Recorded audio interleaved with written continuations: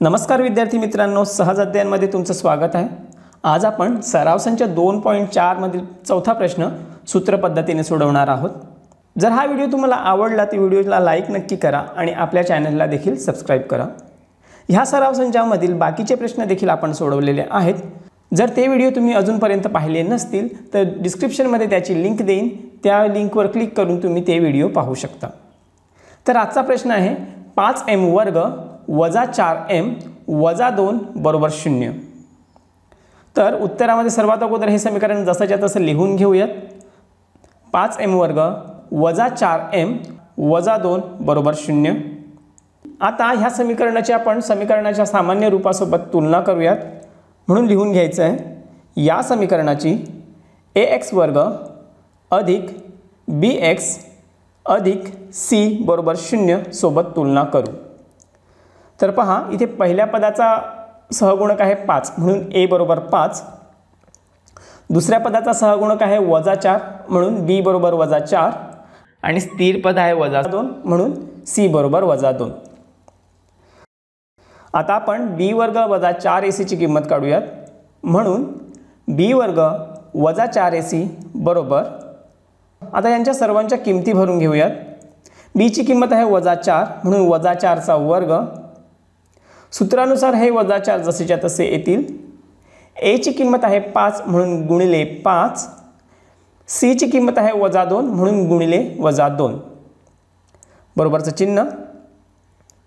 आता वजा 4 चा वर्ग येणार 16 म्हणून बरोबर 16। आता पुढे हा गुणाकार करूयात। 4 गुणिले 5 20, 20 गुणिले 2 40। मात्र इथे 4 आणि 2 यांचे चिन्ह वजा असल्यामुळे हा गुणाकार येणार अधिक 40। आता ही बेरीज करून घेऊयात। 16 अधिक 40 बरोबर 56। आता आपण सूत्र लिहूयात। म्हणून m बरोबर वजा b प्लस मायनस वर्गमुळात b वर्ग 4ac छेद 2a। आता इथे b ची किंमत आहे वजा 4 म्हणून आपण लिहूयात वजा कंसात वजा 4 कंस पूर्ण प्लस मायनस, आता इथे b वर्ग वजा 4ac ची आपली किंमत आली आहे 56 म्हणून वर्गमुळात 56 छेद a ची किंमत आहे 5 म्हणून 2 गुणिले 5 बरोबरचं चिन्ह। आता हा कंस सोडवूयात।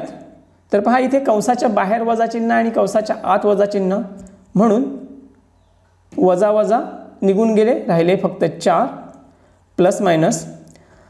आता हे जे 56 आहेत ह्याचं कोणतंही वर्गमूळ निघणार नाही, मात्र आपण 4 ने भाग देऊ शकतो कारण की 4 चं मग आपल्याला वर्गमूळ काढता येईल। त्यामुळे 14 चौक 56 असं आपण लिहू शकतो। म्हणून वर्गमुळात 4 गुणिले 14 छेद 2 गुणिले 5। आता मी हा 2 गुणिले 5 गुणाकार केला नाही कारण की पुढे जाऊन आपल्याला ह्याला भाग देणं सोपं जाईल, म्हणून हे मी असंच्या असं पुढे घेऊन जातोय बरोबरचं चिन्ह। आता हे 4 जसेच्या तसे आले, प्लस मायनसचे चिन्ह जसंच्या तसं आलं।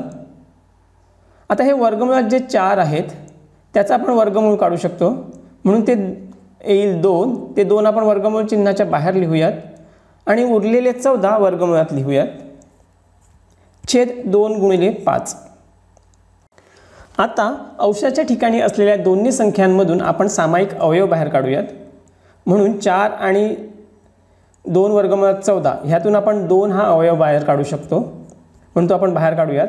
आता कंसात लिहूया, 4 ला 2 ने भाग दिला, राहिले 2, ते इथे लिहूयात प्लस मायनसचे चिन्ह आणि 2 वर्गमुळात 14 ला 2 ने भाग दिला, ते हे 2 निघून गेले, राहिले वर्गमुळात 14 कंस पूर्ण छेद 2 गुणिले 5। आता पहा, हे जे सामायिक अवयव 2 बाहेर काढले त्याचा आणि हे छेदाच्या ठिकाणी असलेल्या 2चा पूर्ण भाग जातोय, म्हणून ते 2 2 निघून गेले। म्हणून आता पुढच्या स्टेपमध्ये राहील 2 प्लस मायनस वर्गमुळात 14 छेद 5। आता ही जी किंमत मिळाली त्याची एक पॉझिटिव्ह आणि एक निगेटिव्ह किंमत आपण लिहून घेऊयात। म्हणून m बरोबर 2 अधिक वर्गमुळात 14 छेद 5 किंवा m बरोबर 2 वजा वर्गमुळात 14 छेद 5। ह्या ज्या किमती मिळाल्या त्याच किमती दिलेल्या समीकरणाची मुळे आहेत। म्हणून दिलेल्या वर्ग समीकरणाची मुळे 2 अधिक वर्गमुळात 14 छेद 5 आणि 2 वजा वर्गमुळात 14 छेद 5 आहेत। तर अशा पद्धतीने आपलं हे वर्गसमीकरण सोडवून झालेलं आहे. जर हा व्हिडिओ तुम्हाला आवडला असेल तर व्हिडिओला लाईक करून आपल्या चॅनलला सबस्क्राईब नक्की करा. ह्या सराव संचातील बाकीच्या प्रश्नांचे व्हिडिओ जर तुम्हाला पाहायचे असतील तर त्या सर्वांची लिंक मी खाली डिस्क्रिप्शनमध्ये देईन, ते तुम्ही पाहू शकता. आता तुम्हाला सराव करण्यासाठी एक प्रश्न देत आहे. तो प्रश्न सोडवून त्याचं येणारं उत्तर तुम्ही कमेंट बॉक्समध्ये कमेंट करून मला सांगा. तर प्रश्न आहे 4m वर्ग वजा 6m वजा 3 बरोबर 0. तर हा प्रश्न सोडवा आणि त्याचं येणारं उत्तर तुम्ही कमेंट बॉक्समध्ये कमेंट करून मला सांगा. तर आजच्या व्हिडिओमध्ये आपण इथेच थांबूयात. भेटूयात पुढच्या व्हिडिओमध्ये. तोपर्यंत काळजी घ्या. थँक्यू.